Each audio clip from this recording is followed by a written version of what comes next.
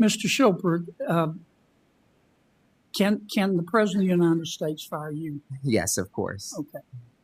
Have you had any discussions with the new administration? That's really for you to discuss with them, but no, we serve at the pleasure of the president. Okay. Here's one of the things that I have always wondered.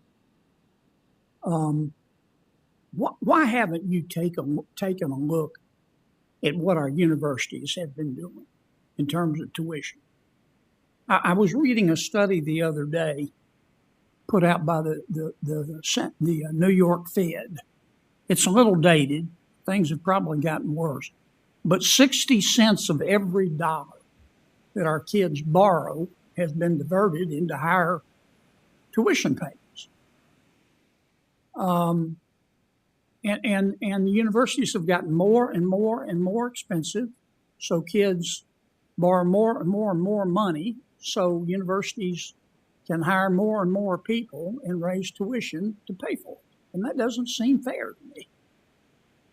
Why haven't you asked your people, or maybe you haven't know about it, to take a look at what, if any, nexus there is between this? Yeah, well, we have found some nexus.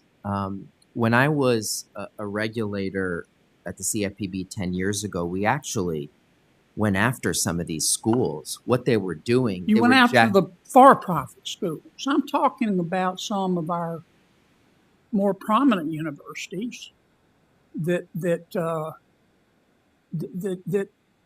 clearly keep raising their tuition as kids borrow more money. Yeah, I agree with you. For-profit, but I'm talking about the not-for-profit universities. I agree. I agree that there are serious problems with how some universities can steer people into loans to borrow more and more and more. And I think as we think about fixing our student loan system, I don't know if the existing one is one we want to keep, because not only is it burdening a lot of people, but it may be creating the incentives for some universities to really be pushing up. Hi, everyone. Welcome back to Red, Blue, and You, where we break down key moments in politics and finance.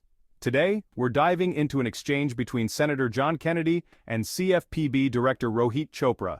Stick around because these points directly affect your wallet and future.